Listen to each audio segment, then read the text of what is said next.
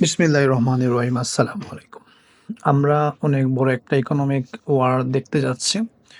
আমি পূর্বের ভিডিওতে আলোচনা করেছিলাম যে ট্রাম্প চায়নার উপর ট্যারিফ যুক্ত করছে এবং আমি এটাও বলেছিলাম যে চায়না আমেরিকার এগেইনস্টে অ্যাকশন নেবে। সেটা কিন্তু হলো। আজ আমেরিকার উপর 15% ট্যারিফ যুক্ত করেছে চায়না এবং এই নিউজটা কিন্তু পাবলিশ হওয়ার সাথে, সাথে আমেরিকার স্টক মার্কেট ক্রাশ করে ফেলছে এবং এটা কিন্তু ওরা বিভিন্ন পণ্যের উপর দিচ্ছে অলরেডি। যেমন ওরা এগ্রিকালচারাল প্রোডাক্টের উপর ডিবেট করছে, পোর্টের উপর, এলএনজির উপর, ওয়েলের উপর। মানে এগুলা আমেরিকা থেকে চায়নায় ইম্পোর্ট করা হয়।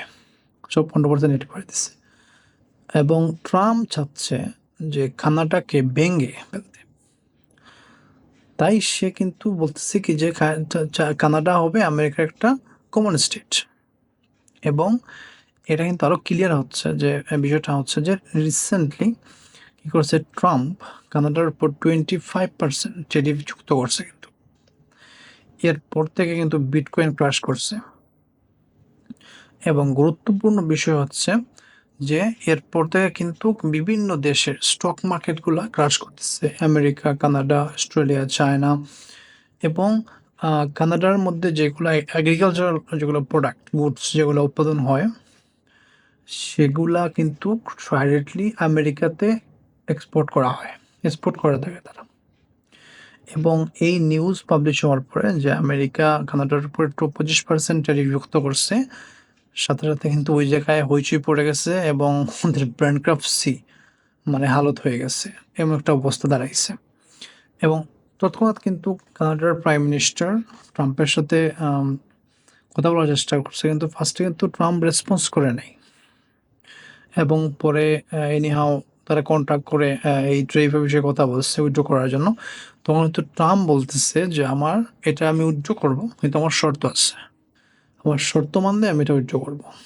এবং মজার বিষয় হচ্ছে কানাডার প্রাইম মিনিস্টার কিন্তু তার সামনে আত্মসমর্পণ করে ফেলছে যে ঠিক আছে আপনার শর্ত বলেন।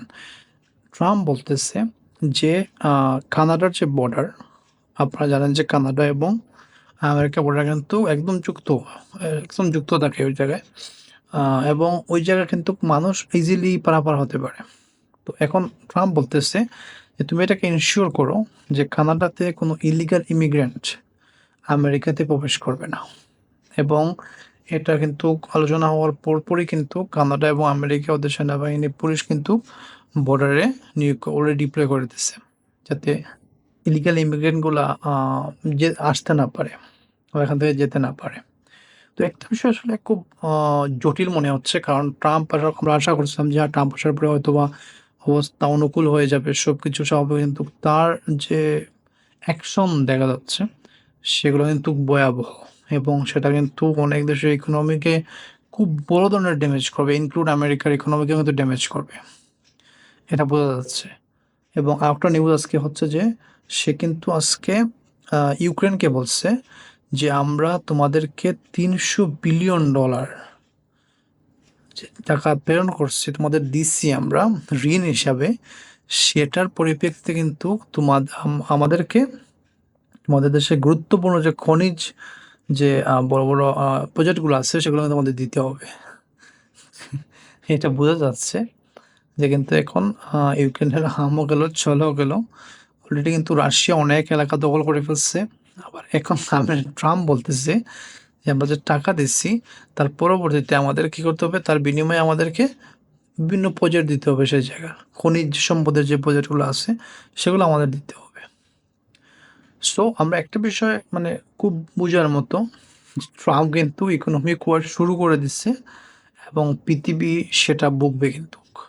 এবং আরেকটা বিষয় হচ্ছে যে ইলিগাল ইমিগ্রেন্টদের কিন্তু খুব দরপাকড় চলতেছে আমেরিকার মধ্যে, যাদের আত্মীয় স্বজন আছে আপনারা জানেন হয়তো বা, খুব দরপাকড় চলতেছে এবং সে চাচ্ছে তার দেশ থেকে সব ইমিগ্রেন্টদের বের করে দেবে। This is the main target of mister Trump. So আজকে এই পর্যন্তই। আসসালামু আলাইকুম।